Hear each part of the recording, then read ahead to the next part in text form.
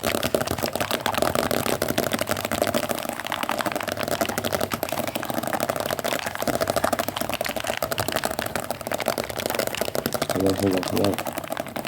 Hi.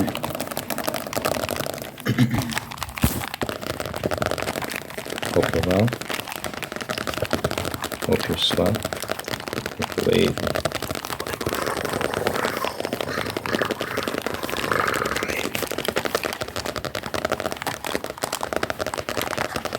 Hope you're doing good.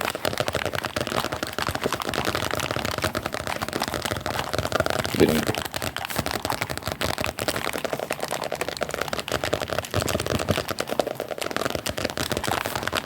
Quick plugs.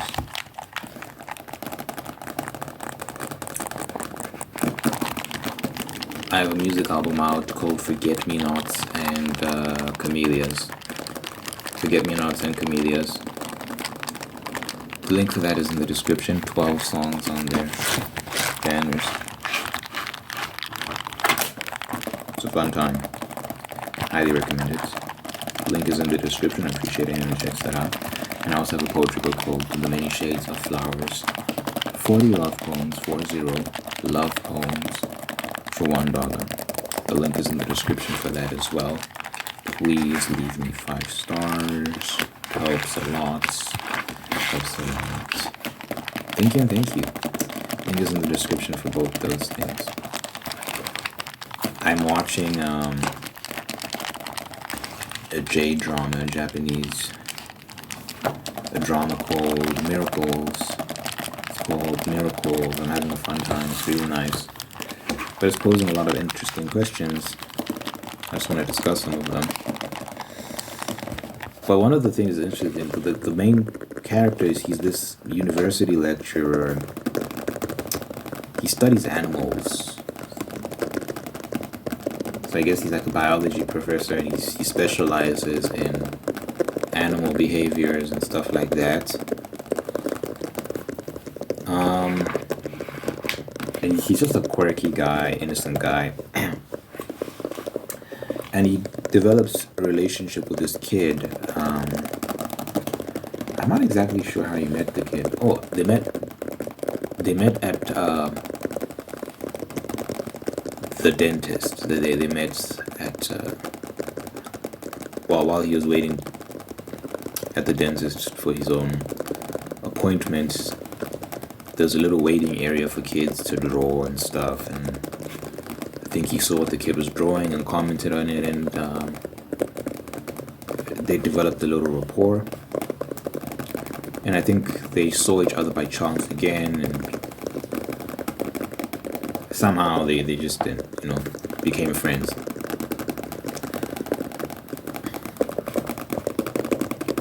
And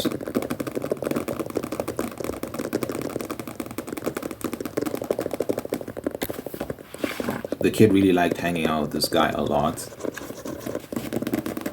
And the mother was starting to be like, you're hanging out with this guy too much, and you're not focusing on your studies, all these sort of things. She's like, you need to stop hanging out with him.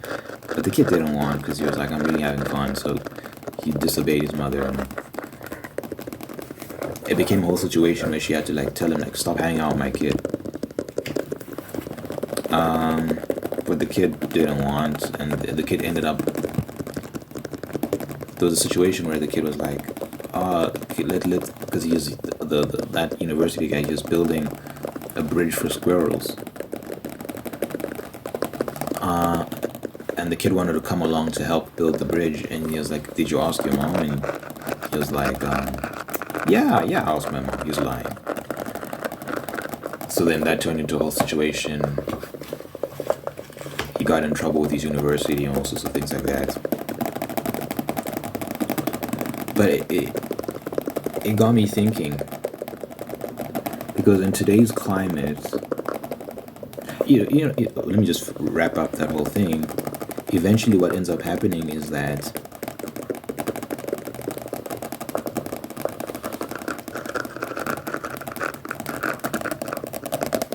the kid still goes to see this guy regardless of his mom's permission, and they're hanging out, they're having fun, exploring the forest, observing animals, all these sort of things. The kid is good at drawing, so he'll draw what he sees. All the while,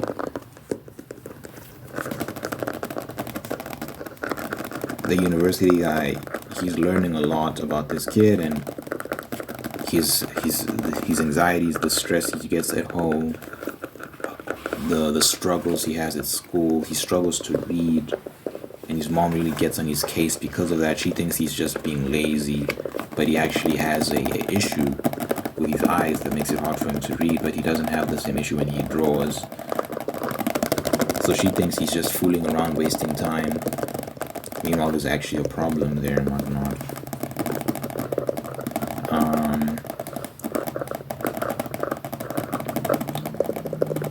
And eventually, I think he skips out on school to go hang out at the forest and draw, or something like that. The mom finds out, she's like, enough, I'm taking away your little sketchbook. You're gonna focus on school and whatnot. So he runs away from home. He goes to this university lecturer's house to stay with him. Full context, it's not just him at the house, it's also he's a housekeeper slash mother. They have an interesting relationship, him and his housekeeper. Anyway,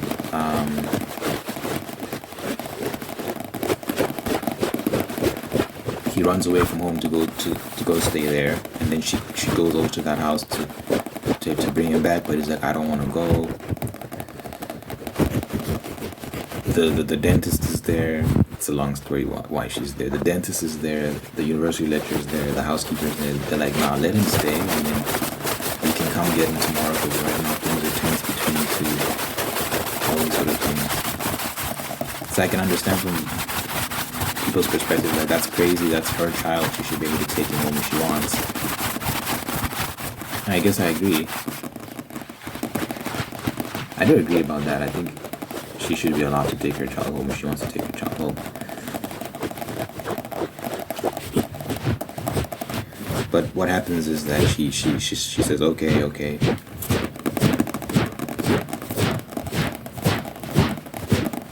I will come back tomorrow and all these sort of things. So she comes back, she's cooled down, they have a conversation. Turns out the kid misses his mom, he wants to be back home, and they go home and she takes him for tests and stuff. She finds out he's got problems with his eyes, that's why he's been struggling and falling behind at school and all these sort of things.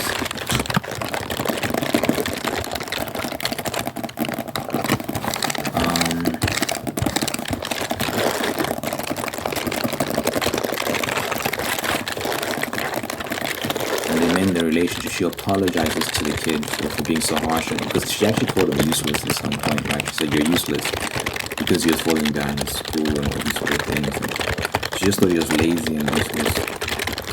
And she realized her mistake. She was being hard on him for nothing.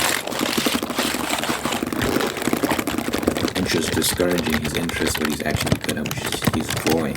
She wanted him to be like the other kids. Why can't he just be like the other kids? But he's not like the other kids. You know, she would get reports from the teachers at the school that this kid is always standing out. When you ask him questions, when you ask him harsh questions, his answers are always different from everyone else's, and people laugh at him. It's not good. So, like, he's actually an individual. He's unique. And the teachers and his mother were actively trying to stomp that out, right? They were trying to stifle it. And that's why he ended up running away from home and not wanting to go to school and stuff like that. And this university lecturer was pretty much the only person who was like seeing that in him, trying to bring it out and acknowledging him, because his mother was constantly telling him bad things about himself, right? As that university lecturer was like, I can tell you 100 good things about yourself. And he did, he told him 100 good things about himself. So you can see why he wanted to spend more time with him as opposed to his own mother, and spending time at school where everyone was constantly hating on him. from a bunch of haters. But anyway, the mother realized her mistake and they mend the relationship and all these sort of things. And I haven't finished the series yet. It's still trying to wrap it up, but I think that's fine. I think that's where things left off. But it got me thinking about boundaries. Because in this modern climate, you can't hang around with kids like that. People are going to accuse you of all sorts of crazy things. They won't understand. First of all, context, Japan is different from the West. I think people are a lot more trusting because just the general crime in Japan is very, very low, but especially like when you start talking about violent crime and sexual crime and all these sort of things, it happens. It's not like it doesn't happen at all. I'm sure it's there, but percentage-wise it's very low because there's homogeneity and there's a strong sense of tradition and culture that it mitigates a lot of these things, right? The community is very community-oriented, the country, and everyone knows everyone and all these sort of things, right? Not everyone knows everyone, but just within each respective community, people hold each other accountable. So you just see and hear less of these things than you would in other places, right? So just for full context, the reason why you might not see a storyline like that in the West is because people would be like, that's crazy. Like, because people are just like, the dangers are a lot higher in the West, I guess, for things like that, especially where you do see a lot of more individualism. And therefore things like that become more possible. When everyone's so clustered, and the dangers of stuff like that happening increase exponentially. But I just want to draw that distinction first. But there's that saying that it takes a village to raise a child. What does that mean? I think you have to, as a parent, you should reserve authority over your children. I do think that's important. But also, people being involved in your kid's life, people you trust. I think that's a cool thing, wherever possible, right? You obviously have to have common sense and be mindful of where you are and whether that's possible or not. But these days, that's difficult, man. That's very difficult. I think people are less hesitant to get involved with people of the younger generation because of all these stigmas and assumptions that will be made if you get overly friendly with a young person. Because the assumption is that there's an ulterior motive, that you want something out of it, right? Whereas you can be viewing someone as a little brother. So in that context, with the university lecturer, and that little kid, he can be viewing that as a younger version of himself, because that lecturer, when he was younger, he was also very awkward and very weird, and he also got made fun of at school. He didn't fit in. So I think for him, it was a thing of like, I've been here before and I know how to help. So I think that's why he was being so friendly with him and allowing him to come along with him whenever he's going on these little field expeditions to go build bridges for squirrels and so on and so forth. In the West, that would be a news story. Man takes child to forest. Like, you can already read in all your weird assumptions into that, as many as you want, right? Man takes child into forest. It already sounds weird, but it's like, I think that's just a reflection of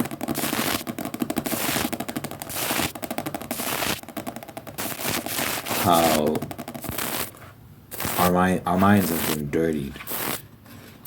It's also a reflection of reality, I guess. Like, these things do happen. But I don't think we should be so quick to jump to conclusions sometimes. I think about the Michael Jackson situation. the more that comes out of the circumstances surrounding his death, the more you're skeptical about the accusations that were laid against him, just because these accusations came at a time when he was going after music label execs, talking about how they're exploiting artists and abusing women and all these sort of things. He was actually pretty much waging war against them. And all sorts of things, right? This guy, he was talking about things he shouldn't have been talking about. Certain power structures and nefarious characters running things behind the scenes. And then, all of a sudden, these allegations came out. By the way, he won all these court battles. So there was never actually any evidence that he was guilty of anything they ever accused, any of the things he was ever accused of. But in the court of public opinion, people just decided he was guilty. But in actual court, he never lost any of his battles. There was never any compelling evidence. It was just he said, she said. I think the first accusation that ever came out against Michael was from this guy who had accused Michael of abusing his own kid. Number one, that kid did not have a great relationship with his father, because his father used to abuse him brutally. In fact, the kid, while he was still a kid, requested to be separated from his parents. I believe from his father or something. Like, his father had no custody of his kid. He wasn't allowed to see his kid at all. And then,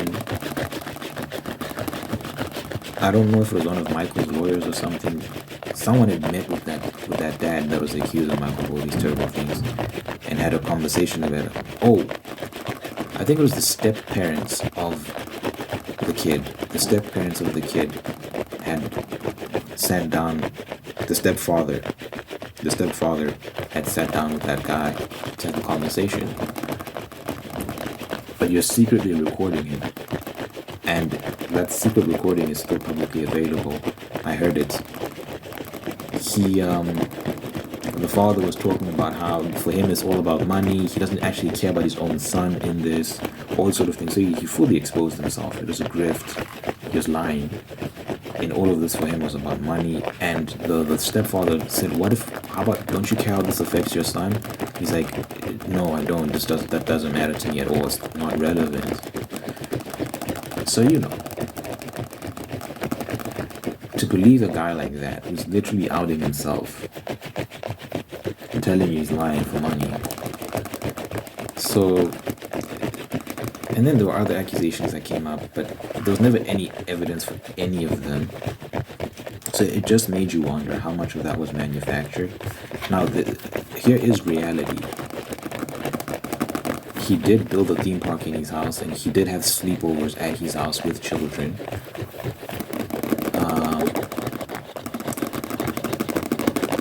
But if you know Michael and his upbringing, he was abused when he was a child, and he didn't have a great childhood. And he said he wanted to give these kids the childhood he never had. The parents gave their consent. They would allow these sleepovers and all sorts of things, and there was never any evidence of any inappropriate activities ever taking place. By the way, that dad that was lying about Michael's abuse towards his own child in order to get money from Michael. It was discovered that he had drugged his own son, because the son did say that Michael did this and that to me. But it was discovered that because the father was a medical practitioner of some sort. I think it's a dentist. Funny enough, people were talking about dentists. Anyway, I don't know if he'd given his son morphine. No, it wasn't morphine. It was some drug.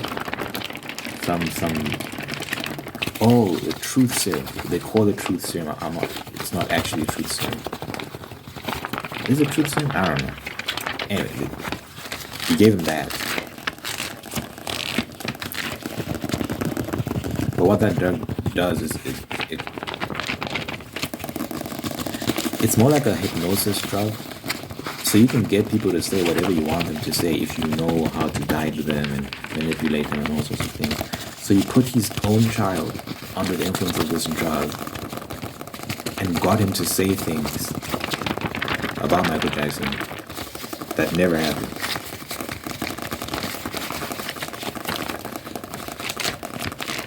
And then shortly after that, they were excommunicated, so this kid no longer had a relationship with his own father, sort of thing. So you put two and two together and kind of figure out for yourself what happened there.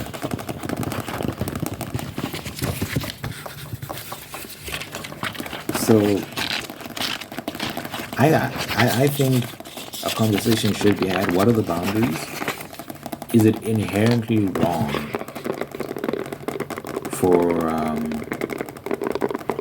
these adults to be close with children if they're not related? Me personally, I wouldn't want that trouble. I would stay out of that just because of the perception. But we can have the conversation. Is there something inherently inappropriate about having genuine, innocent affection for a young one and wanting to be involved in their life and speak into their life and help them and all these sort of things? Because again, in certain parts of the world, these things are normal. It takes a village to raise a child, and people don't make those sort of assumptions. That's why in that Japanese show, they're portraying an aspect of culture that is foreign in certain parts of the world. Like, you could never invite a kid to your house that's not your kid and have a sleepover. Like, what? But I think the reason they're able to explore that storyline is because the culture is different. Like, people don't jump to conclusions in the same way. People don't make the same sort of assumptions, right?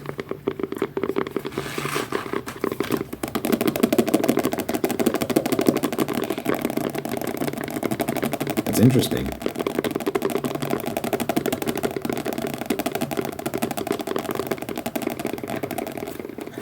I think Michael Jackson was innocent. I think he was barking up the wrong trees. I think he was challenging a very evil, manipulative industry, and he paid the price for it. People don't know this, but he actually was going bankrupt towards the end of his life, and he didn't have much money when he died because of all the legal battle he was involved in. Like, these people really, and the health issues that he had, if you know about the doctor that killed him, how that whole situation was handled, it's very sad. The whole story is terrible. Like, I really think they conspired against him and ultimately killed him and destroyed his reputation and all these sort of things because he challenged that orthodoxy, that system. But the music industry is crumbling, at least as we know it. We know that these labels are going out of business. Independent artists are becoming more and more prominent. So I think Michael did play a part in that by exposing this, by being brave enough to have that conversation. I think he also encouraged other people to start speaking out about it, and it caused a chain reaction that results in what we're seeing now, which is more and more artists shifting away from that. Gives me goosebumps just thinking about it. So I don't think his sacrifice was in vain. I think ultimately he will be vindicated. The truth always comes to light, man. And what's done in the dark will always be revealed, be exposed. Upon life forever. But anyway, food for thought, people. It's a very controversial subject, I guess, but we should be able to just have dialogue about these things. Just to have honest, sincere discussions without people being weird about it.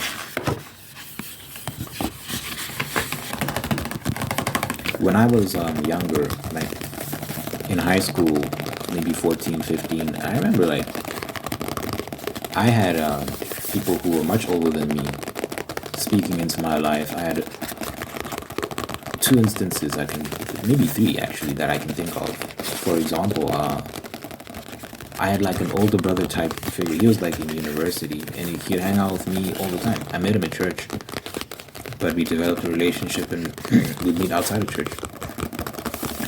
And he was very instrumental in my life at that point. And he was like an older brother, and I loved him. Like when you're that young and you've got this guy who he's pretty popular. A lot of people liked him, and he seemed very cool to me at the time, and all these sort of things. And you just like, as a kid, you're just like, whoa! You just want to be around this guy all the time. And you know, he helped me. He helped me in many ways. And I also had another older guy who would take me and my brother out to McDonald's and just talk, because we didn't have a relationship with our dad. So we didn't have much male influence. So this guy would take us out to McDonald's and just talk to us about life and be there for us. And I think he was that for a lot of kids as well. He played that role. But again, it depends on the framing. In this weird society, people think that a grown man takes little kids to McDonald's. Like, and they're not his kids. People can look at that the wrong way. They can look at that absolutely the wrong way, when it's like he's actually doing a great, beautiful thing. He should be rewarded, not punished. People should be applauding that, not shaming him or making him seem like some sort of weirdo, because a lot of kids can go down the wrong path when they don't have that male guidance, when they don't have someone speaking into their life. There was a lady as well. She was like, in her 50s at the time. I was like 16 maybe, I don't know. We would text on the phone. She'd invite me out to things, one-on-one, sometimes in groups. And she was a mentor. That's all it was. She was a mentor in my life. And it was great. I benefited from all those relationships with all those older people. I benefited immensely. I think they made me wiser. I think they made me see the world in interesting ways, and I'm better for it. And I think children need that in general. Because again, it's a community effort. My mom was so busy as a single mom. She's running up and down, trying to put food on the table. Sometimes she can't have certain conversations with you. She's tired, she's this, she's that. I was getting so much from other people and benefiting from it. But in a society that's just becoming more and more weird, things like that are not going to be allowed, and we won't be better off for it. We'll be worse off for it. So I do think there should be boundaries. I do think we need to be mindful and watch carefully who we let our kids around, but we shouldn't be quick to demonize any and every encounter kids have with adults that aren't their parents, or their relatives. Like, relax.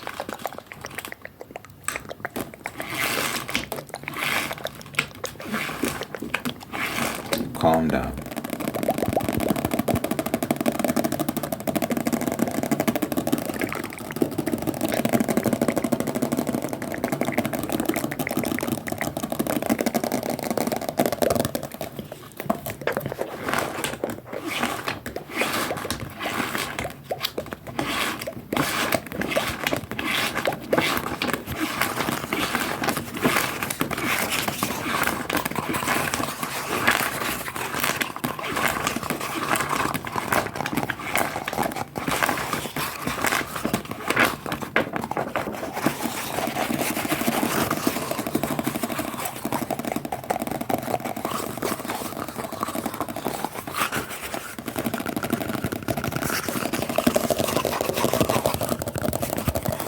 Anyway,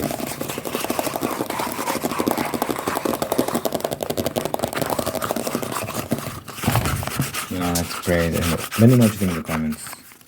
Very interesting discussion. Love to hear your thoughts. You know, let's pray at the end of my videos, dear Father God. Thank you for this individual watching us right now. Thank you for holding me and guiding me in a path towards peace, prosperity, and purpose. Thank you for blessing this person with wonderful people in my life who love them, take care of them, bring the absolute best out of them. Thank you for continuing the ones that are there to do the same thing. Thank you for blessing this person with love and marriage and sustaining the love and marriage and making it very, very, very happy. Thank you for blessing this person with a spirit of gratitude so they can give thanks for wonderful things in their life. And by giving thanks, they can find peace, contentment, and attract even more blessings. Let your presence be felt in this person's life. So know that you're God, that you're real, that you love them, and you're there for them. Good health, long life, happiness, all this person, everything they care about. In my name, he's not. Amen.